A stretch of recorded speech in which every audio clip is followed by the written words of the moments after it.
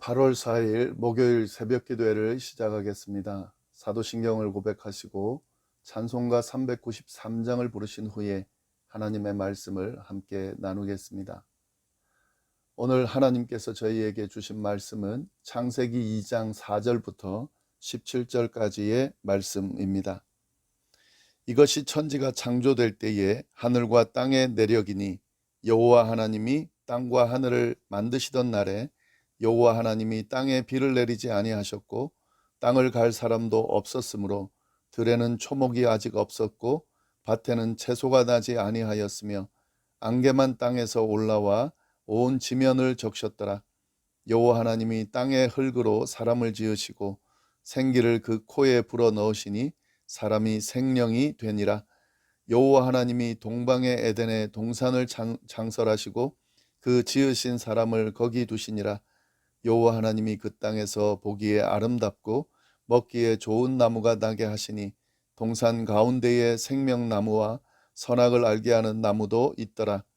강이 에덴에서 흘러나와 동산을 적시고 거기서부터 갈라져 내 근원이 되었으니 첫째 이름은 비손이라. 금이 있는 하윌라 온 땅을 둘렀으며 그 땅의 금은 순금이요 그곳에는 베델리엄과 호마노도 있으며 둘째 강의 이름은 기혼이라. 구스 온 땅을 둘렀고 셋째 강의 이름은 hit데겔이라. 아수르 동쪽으로 흘렀으며 넷째 강은 유브라데라. 여호와 하나님이 그 사람을 이끌어 에덴 동산에 두어 그것을 경직하며 지키게 하시고 여호와 하나님이 그 사람에게 명하여 이르시되 동산 각종 나무의 열매는 내가 임의로 먹되 선악을 알게 하는 나무의 열매는 먹지 말라. 내가 먹는 날에는 반드시 죽으리라 하시니라. 아멘. 네, 오늘은 창세기 2장 말씀을 나누도록 하겠습니다. 이 2장에서도 창조의 이야기가 이어지는데요. 1장의 창조의 내용과는 좀 다른 시각으로 쓰여졌습니다. 창조의 다른 버전이다. 다른 시각으로 쓰여진 창조의 다른 버전이다. 이렇게 볼 수 있는데 마치 영화에서 같은 상황이지만 다른 시각으로 묘사했을 때 전혀 다른 이야기처럼 느껴지는 것과 흡사하다고 보면 되겠습니다. 1장이 창조의 전반적인 과정과 흐름에 초점을 맞췄다면 이 창세기 2장은 에덴 동산 그리고 거기에 있는 사람에게 초점을 맞추고 있습니다. 먼저 4절부터 6절까지의 말씀을 보시면 사람이 없는 땅의 상태에 대해서 묘사하고 있는데요.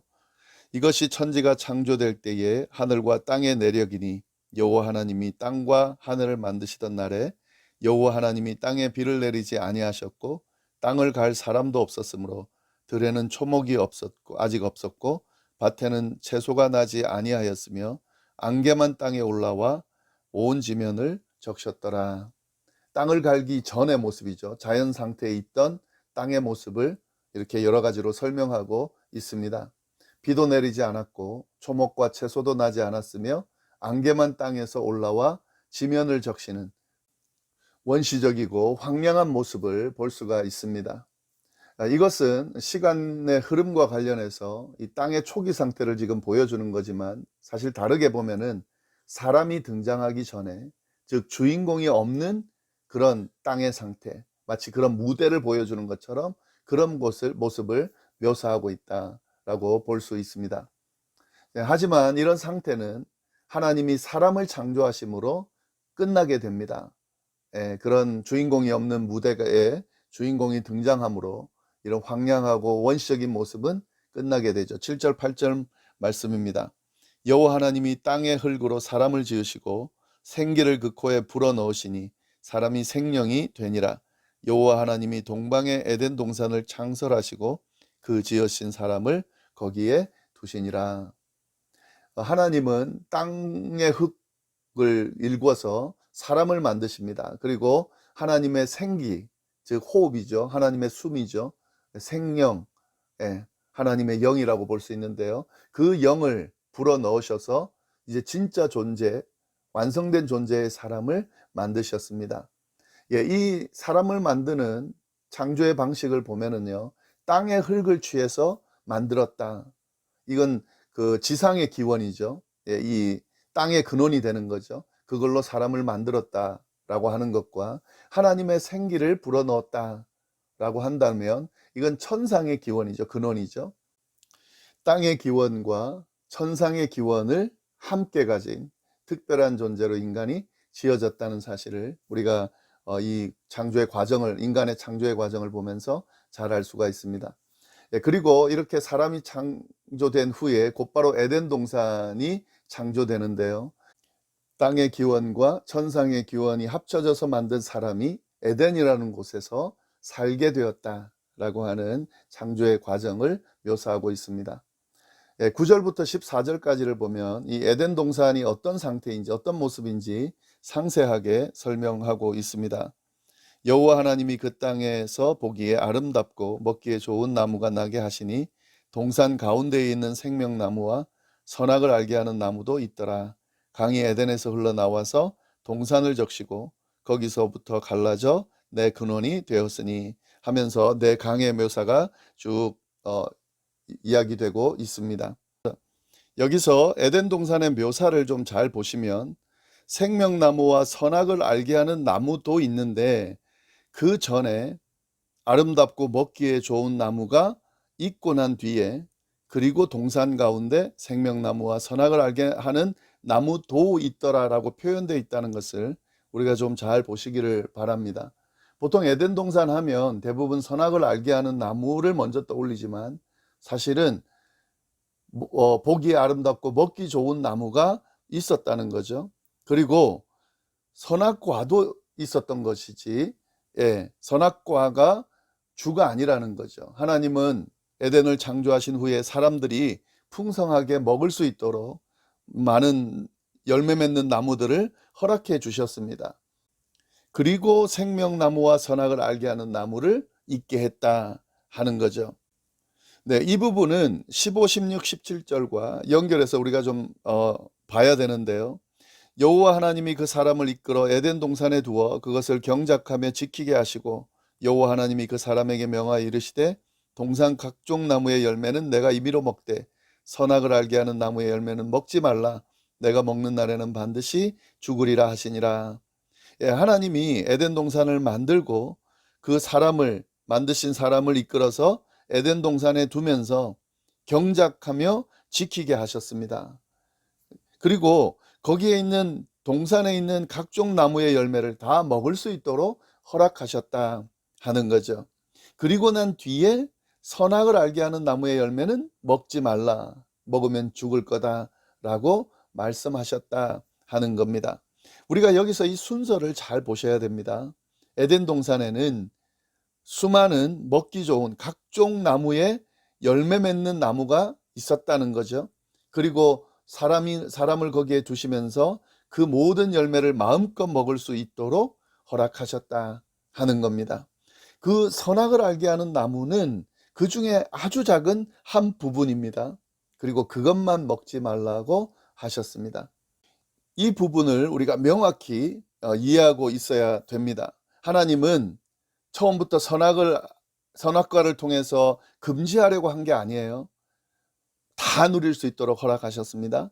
그러나 선악을 알게 하는 나무 하나를 통해서 기준을 만들어 주신 거죠.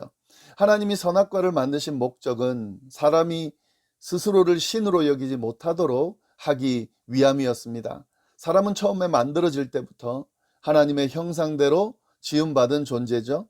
이 땅의 근원과 천상의 근원을 그 하나님의 생기를 같이 가지고 있는 아주 특별한 존재로 만들어졌습니다. 그러나 그렇다고 해서 이 사람이 신이 될 수는 없는 거죠. 이 부분을 명확하게 하기 위해서 이 선악과를 만들고 금지시켰다 하는 겁니다. 이러한 하나님의 의도를 잘 알고 그 의도대로 잘 따르면은 풍성하게 에덴에 있는 모든 것을 누리면서 살 수 있습니다. 그런데 이 사람이 지어진 아담과 하와가 그 하나님의 의도를 제대로 이해하고 따르지 않게 됨으로 인해서 에덴 동산에서 쫓겨나는 그런 결과가 나타나게 된 거죠. 하나님께서 의도하신 그 의도대로 하지 않고 누려야 될 것들을 관심을 가지지 않고 누리지 말아야 될 아주 작은 것, 선악과에 관심을 가지면서 굳이 그것을 먹으려고 애를 쓰다가 하나님의 명령을 어기게 되고 불순종함으로 그렇게 죄를 짓게 되면서 죄의 결과로 에덴에서 쫓겨나고 그 이후에 죽을 수밖에 없는 존재로 그렇게 됐다 하는 거죠. 참으로 안타까운 일인데요. 우리가 이 말씀을 통해서 깨달아야 되는 것은 우리도 마찬가지입니다. 하나님은 우리에게 풍성한 은혜를 내려주시면서 누리면서 살 수 있도록 그렇게 우리를 인도하십니다. 그런데 자꾸 선악과 같은 그 기준에 관심을 가지고 그것을 금하면서 하나님의 말씀을 어기고 의도와 뜻대로 따르지 않는 삶을 살아가는 경우가 얼마나 많은지 모릅니다. 그렇게 되면 하나님께서 허락하신 풍성한 은혜를 누리지 못할 뿐만 아니라 하나님이 금한 것을 어기면서 그에 대한 결과로 심판을 받는 그런 결과를 낳게 된다 하는 거죠. 우리가 이 창조 이야기, 특별히 선악과와 관련되는 이 에덴 동산에서 있었던 이 사건의 이야기를 보면서 우리의 모습을 좀 돌아보고 또 우리는 어떻게 해야 되는지 다시 한번 세울 수 있는 그런 시간이 되기를 바랍니다. 기도하겠습니다. 하나님 아버지 감사합니다. 오늘 귀한 말씀 창조의 이야기를 통해서 인간의 잘못이 어디에서부터 왔는지 또 알게 하시고 또 우리는 어떻게 살아야 하는지 또 깨달음을 주셔서 감사합니다. 하나님, 우리에게 주어진 풍성한 것들이 있습니다. 자꾸 없는 것에 시선 돌리고 하나님이 금하신 것에 시선을 돌리면서 주님, 우리에게 주어진 것들도 누리지 못하는 그런 어리석은 삶을 살지 않도록 주여 인도하여 주옵소서. 오늘 하루도 주님이 인도하심 따라서 주님이 허락한 것들을 누리면서 풍성하고 은혜로운 하루가 될 수 있도록 주여 인도하여 주옵소서. 함께 해주시기를 간절히 바라고 살아계신 예수님의 이름으로 기도드립니다. 아멘.